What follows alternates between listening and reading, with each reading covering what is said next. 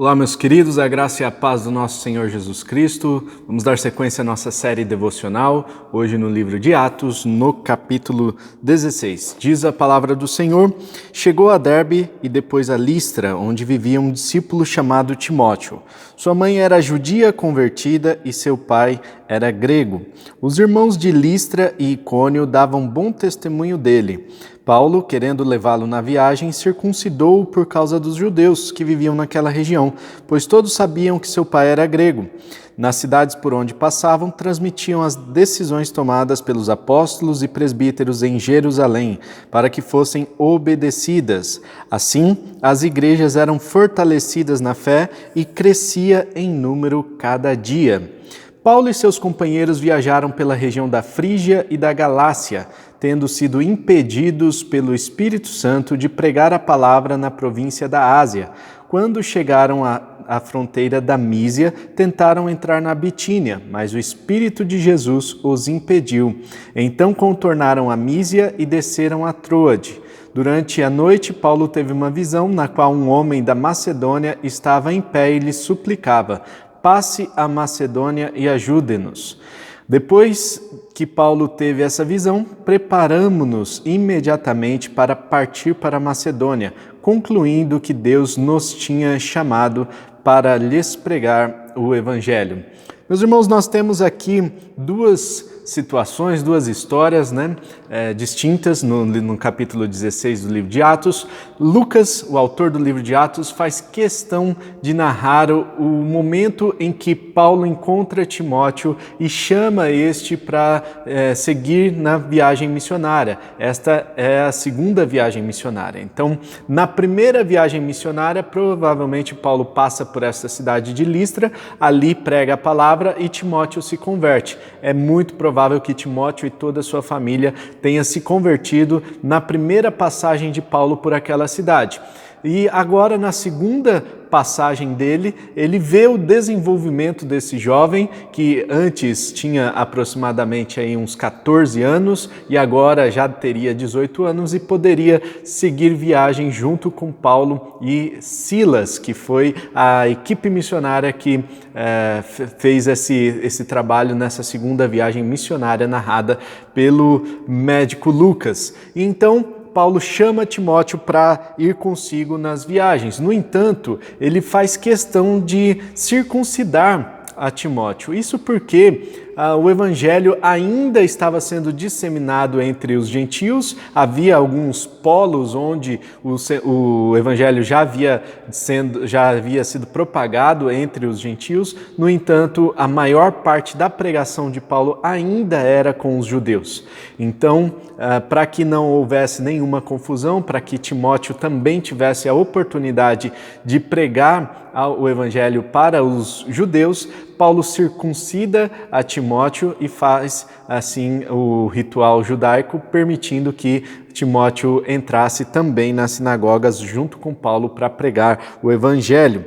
Nós vemos que as igrejas eram fortalecidas na fé porque Paulo transmitia a decisão dos apóstolos e os apóstolos e os presbíteros da igreja de Jerusalém tinham bastante... Eles tinham um certo conceito ali, um certo respeito, tinham bastante respeito por toda a igreja daquela época. E por isso as decisões eram transmitidas e a igreja se fortalecia na fé e crescia cada dia mais. E eu gosto de Lucas que ele vai falando assim, acontecia isso, aquilo outro, mas a igreja continuava crescendo. A igreja sadia, ela vai passar por esse crescimento. É importante que a gente tenha isso em mente. Uma igreja que é saudável, uma igreja que tem a pregação genuína do Evangelho, uma igreja que vive a manifestação do Espírito Santo, ela vai crescer naturalmente dia após dia. Depois, a partir do versículo 6 até o versículo 10 do texto que nós lemos hoje, temos a visão de Paulo de um homem macedônio. Quando ele chega na cidade de Troade, ele vai ali na divisa entre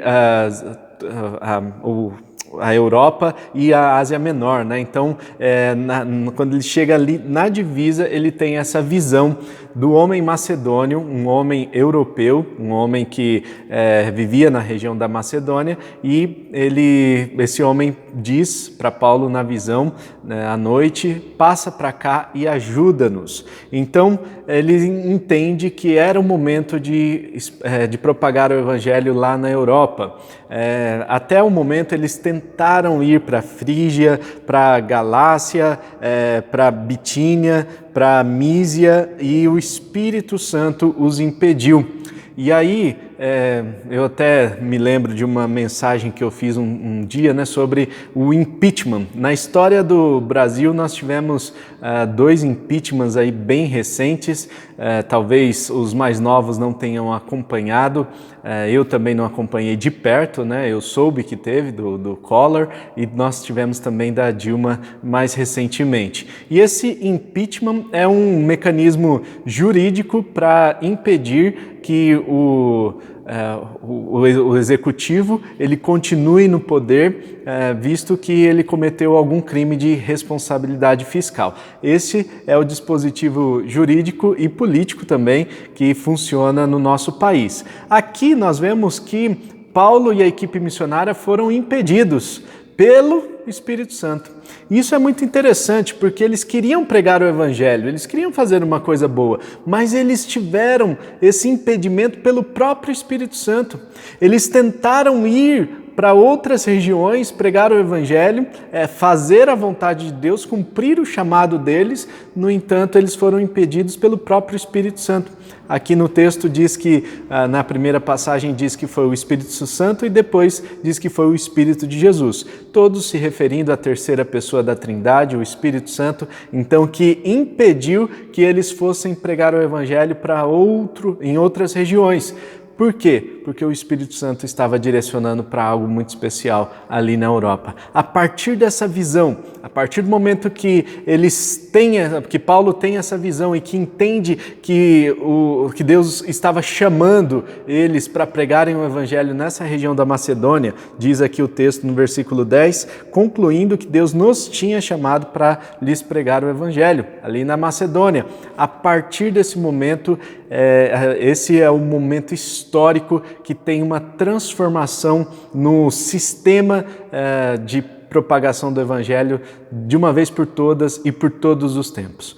Percebam que a partir dessa visão de Paulo, que ele passa para a Macedônia, prega o evangelho ali na Macedônia, o evangelho chega até a Europa. O evangelho começa a se expandir para as regiões da Macedônia, da Acaia, da Grécia Antiga e também da Itália, chegando até Roma mais tarde. E hoje a Igreja Católica, a sua sede fica em Roma, por causa dessa visão de Paulo que fez com que o evangelho se expandisse por toda a Europa, transformou Roma num grande epicentro de conversões, de evangelização, de transformação de vidas. Mais tarde, os apóstolos também muito provavelmente fizeram viagens para Roma para pregar o evangelho ali, estabelecer uma igreja. Essa igreja ficou muito forte e se tornou a igreja principal, sendo aí a grande Basílica de São Pedro e se tornando até o Vaticano. O Vaticano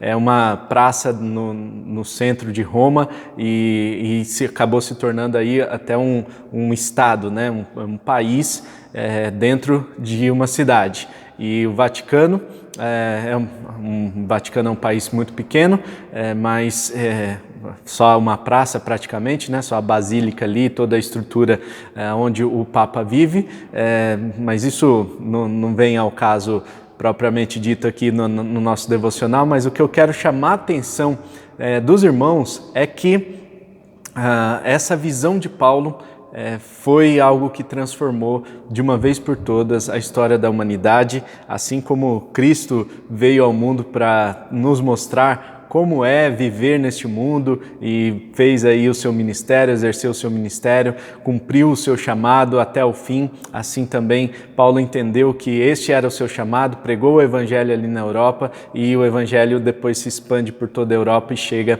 na América do Sul por meio das colonizações. Os europeus vão colonizando, vão chegando até a América do Sul e chegaram até nós nos dias de hoje. Eu não estou falando apenas do catolicismo, por assim dizer, né? Não estou falando do cristianismo de uma forma geral que chega até nós e se espalhou, como chegou ali na Europa, se espalhou por todo o mundo muito rapidamente e veio a se tornar o maior movimento do mundo, o maior movimento religioso de todo o mundo. Aproximadamente aí 1/4 da população é cristã. Então é muita gente, graças a Deus por isso, né? E graças a Deus porque os valores da palavra de Deus são pregados em praticamente aí 1/4 de todo o planeta Terra.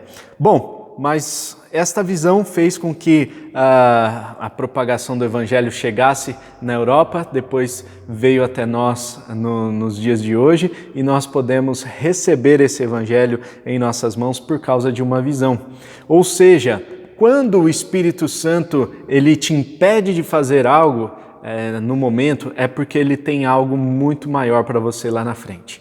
Pode ser que você tenha sido impedido pelo Espírito, pode ser que você sinta que Deus está te dizendo para não fazer algo neste momento, mas quando é o Espírito Santo falando, quando é de Deus realmente, pode ter certeza que lá na frente ele tem algo muito maior para você, para a sua vida. Assim foi com Paulo e assim ele demonstra esse padrão de atuação de Deus e do Espírito Santo. Talvez você não tenha esse discernimento no momento, né? No momento você apenas recebe um não bem grande do Espírito Santo, mas saiba que se esse não está vindo realmente do Espírito Santo, vai ter algo maior lá na frente. Agora, muitas vezes a gente confunde, aí a gente acha que é o Espírito Santo, quando na verdade é a nossa própria carne, a nossa vontade dizendo não para nós mesmos, né? Então a gente precisa ter um discernimento espiritual, a gente precisa buscar intimidade com o Espírito Santo para que nós possamos reconhecer a sua voz. Amém? Vamos orar? Pai Celestial, muito obrigado pelo dia de hoje, obrigado por esse texto da sua palavra que nos desafia a buscarmos uma intimidade maior, Senhor, contigo, para que possamos reconhecer a sua voz, reconhecer o seu Espírito Santo quando o Senhor está atuando em nossas vidas e quando o Senhor está nos direcionando para irmos para cá ou para lá. Que o Senhor, ó Deus, no dia de hoje nos direcione para que a gente possa também, ó Deus, discernir aquilo que é a sua vontade e aquilo que é a nossa vontade. Nós sabemos que a sua vontade é boa, perfeita e agradável, que o Senhor tem planos de nos trazer bênção e por isso queremos confiar, ó Deus, que o Senhor vai nos direcionar, que o Senhor vai nos guiar em todas as nossas decisões. Que o Senhor abençoe a vida de cada um que está assistindo a esse vídeo, que possamos, ó Deus, ter essa direção do Espírito Santo de uma vez por todas para as nossas vidas, em nome de Jesus. Amém. E amém. Amém? Deus abençoe e não se esqueça de compartilhar esse vídeo, também se inscrever no nosso canal, fique por dentro aí das novidades que a gente está postando. Deus abençoe, tamo junto, abraço e até mais. Tchau, tchau.